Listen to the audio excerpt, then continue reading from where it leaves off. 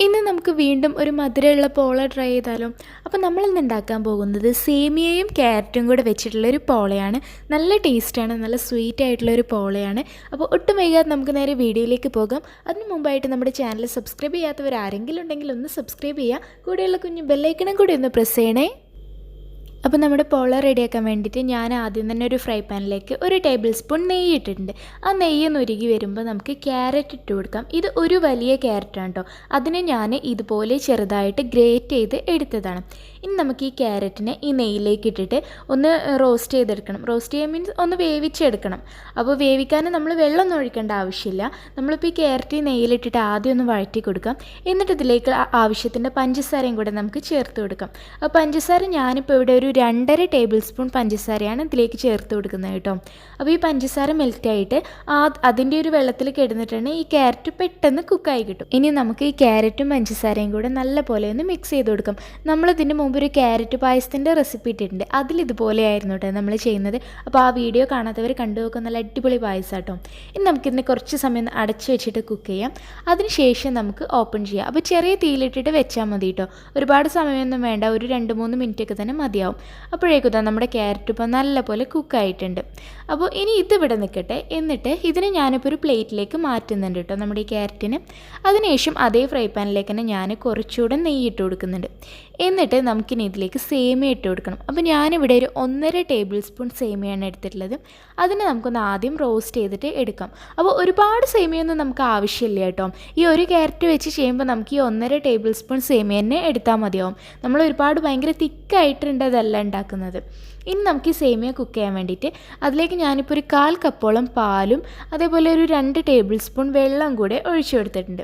ഇനി ഈ പാലിലും വെള്ളത്തിലും കിടന്നിട്ട് വേണം ഈ സേമിയ ഒന്ന് കുക്കായി കിട്ടാൻ. അപ്പോൾ ഈ സമയം നമുക്ക് ഇതിലേക്ക് കുറച്ച് പഞ്ചസാരയും കൂടെ ചേർത്ത് കൊടുക്കാം. അപ്പോൾ ഞാനിപ്പോൾ ഇവിടെ ഒരു 1/2 ടേബിൾ സ്പൂൺ പഞ്ചസാര ഇതിലേക്ക് ചേർത്തിട്ടുണ്ട് കേട്ടോ. ഇനി ഇതിനെ നമുക്ക് നന്നായിട്ടൊന്ന് മിക്സ് ചെയ്തിട്ട് കുറച്ച് സമയം ഒന്ന് അടച്ച് വെച്ചിട്ട് കുക്ക് ചെയ്ത് എടുക്കാം. ഇപ്പോൾ ഇതാ നമ്മുടെ സേമിയൊക്കെ നന്നായിട്ട് കുക്കായിട്ടുണ്ട്. അപ്പോൾ നമുക്കിനി ഇത് ഓപ്പൺ ചെയ്യാം. എന്നിട്ട് ഇതിലിപ്പോൾ കുറച്ചധികം പാലുണ്ടല്ലോ, അപ്പോൾ അതിനെ കുറച്ചൊന്ന് വറ്റിച്ചെടുക്കാം. ഇത്രയും അധികം നമുക്ക് വേണ്ട, എന്നാൽ കംപ്ലീറ്റ് വറ്റിക്കുകയും വേണ്ട. അതപ്പോൾ കുറേ പാല് വറ്റി വന്നിട്ടുണ്ട്. അപ്പോൾ ഇനി ബാക്കിയുള്ളത് അതിലുണ്ടായിക്കോട്ടെ, നമ്മുടെ പോളക്ക് നല്ലൊരു ടേസ്റ്റ് കിട്ടും. ഇനി നമുക്ക് അതവിടെ മാറ്റി വെച്ചിട്ട് ഒരു മിക്സിയുടെ ജാർ എടുക്കുക. എന്നിട്ട് അതിലേക്ക് നമുക്കൊരു 4 കോഴിമുട്ട ഇതുപോലെ പൊട്ടിച്ചിട്ട് ഒഴിക്കണം. ഈ സമയം കൊണ്ട് നമുക്ക് നമ്മുടെ ഇന്നത്തെ ഗിവ് എവേയുടെ ക്വസ്റ്റ്യൻ എന്താണെന്ന് നോക്കാം. ഇന്നത്തെ ചോദ്യം ഇതാണ്: നമ്മളെല്ലാവരും നോൺ വെജ് കഴിക്കുന്നവരായിരിക്കൂലേ? അപ്പോൾ നോൺ വെജിൽ നമ്മൾ ചിക്കൻ, മട്ടൻ, ബീഫ്, ഫിഷ് എല്ലാം കഴിക്കൂലേ? അപ്പോൾ ഇതിൽ നിങ്ങൾക്ക് ഏറ്റവും പ്രിയപ്പെട്ടത് എന്താണെന്നാണ് ക്വസ്റ്റ്യൻ. ഇനി നോൺ വെജ് കഴിക്കാത്തവരാണെങ്കിൽ കഴിക്കാറില്ല എന്നും കമൻറ്റ് ചെയ്യാം കേട്ടോ. 4 മുട്ടയും പൊട്ടിച്ചൊഴിച്ച ശേഷം നമുക്കിനി ഇതിലേക്ക് ആവശ്യത്തിനുള്ള പഞ്ചസാര ചേർത്ത് കൊടുക്കാം. അപ്പോൾ ഞാനിപ്പോൾ ഇതിലേക്കൊരു 2 ടേബിൾ സ്പൂൺ പഞ്ചസാരയാണ് കേട്ടോ ചേർക്കുന്നത്. പിന്നെ കുറച്ച് ഏലക്കാപ്പൊടിയും കൂടെ ചേർത്ത് കൊടുക്കുന്നുണ്ട്, നല്ലൊരു ഫ്ലേവറിന് വേണ്ടിയിട്ട്. ഇനി ഇതിനെ നമുക്ക് മിക്സിയിൽ നന്നായിട്ടൊന്ന് അടിച്ചെടുക്കാം. അപ്പോൾ മിക്സിയിൽ കുറച്ച് സമയം തന്നെ അടിക്കാതെ ഇതുപോലെ കുറച്ചൊരു പത വരുന്നത് വരെ ഒന്ന് അടിച്ചെടുക്കാം കേട്ടോ. എന്നിട്ടൊരു ബൗളിലേക്ക് മാറ്റിയിട്ട് നമ്മൾ നേരത്തെ വേവിച്ച് വെച്ച് ക്യാരറ്റില്ലേ, അതിനതിലേക്ക് ഇട്ട് കൊടുക്കാം.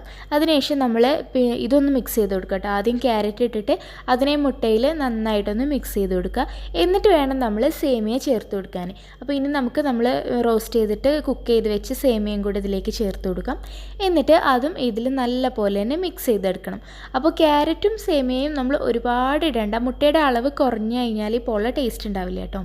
ഇനി ഇതിലേക്ക് ഞാനൊരു 2 ടേബിൾ സ്പൂൺ മൈദപ്പൊടിയും കൂടെ ചേർത്ത് കൊടുക്കുന്നുണ്ട്. അപ്പം മൈദപ്പൊടി 2 ടേബിൾ സ്പൂൺ തന്നെ മതിയാവും കേട്ടോ, അതിൽ കൂടുതലൊന്നും വേണ്ട, ഇത്രയും മതിയാവും. അതിന് തന്നെ നമുക്ക് നല്ല സോഫ്റ്റായ പോള തന്നെ കിട്ടും. ഇപ്പോൾ തന്നെ എല്ലാം നല്ല പോലെ മിക്സ് ചെയ്തെടുത്തിട്ടുണ്ട്. ഇനി നമ്മൾ സാധാരണ ചെയ്യുന്ന പോലെ തന്നെ ഒരു പാനിലേക്ക് ഞാൻ ഒഴിച്ചു കൊടുത്തിട്ടുണ്ട്. അതിന് നന്നായിട്ടൊന്ന് കവർ ചെയ്തിട്ടുണ്ട്. താഴെ ഒരു പാൻ വെച്ച് കൊടുത്തിട്ടുണ്ട് കേട്ടോ. അപ്പോൾ ഇതിനെ കുക്ക് ചെയ്യാൻ വേണ്ടിയിട്ട് എനിക്ക് വേണ്ടി വന്നത് ഒരു 12 മിനിറ്റാണ്. അപ്പോൾ ഒരു 10 മിനിറ്റൊക്കെ ആകുമ്പോൾ നിങ്ങളും തുറന്നിട്ട് ചെക്ക് ചെയ്ത് നോക്കാം കുക്കായിട്ടുണ്ടോ എന്നുണ്ടെങ്കിൽ ഓഫ് ചെയ്യാം, ഇല്ലെങ്കിൽ കുറച്ച് സമയം കൂടെ വെക്കാം കേട്ടോ. ഇപ്പോൾ നമ്മുടെ പോളയൊക്കെ കുക്കായ ശേഷം ഞാൻ ഒരു പ്ലേറ്റിലേക്ക് മാറ്റിയതാണ്. അപ്പോൾ ഇതിനെ കട്ട് ചെയ്ത് കാണിച്ചു തരാം. ഞാൻ കട്ട് ചെയ്താൽ ഇതുപോലെയാണ് ഉണ്ടാവുക. ആ സേമിയയുടെ ഭാഗമൊക്കെ നമുക്ക് ഇങ്ങനെ കാണാൻ പറ്റും ഇതിൽ. പിന്നെ ക്യാരറ്റിൻ്റെ ഒരു ഓറഞ്ച് കളറും ഉണ്ടാവും. അപ്പോൾ ഈ സേമിയ ക്യാരറ്റ് പോള എല്ലാവരും ഒന്ന് ട്രൈ ചെയ്ത് നോക്കണേ.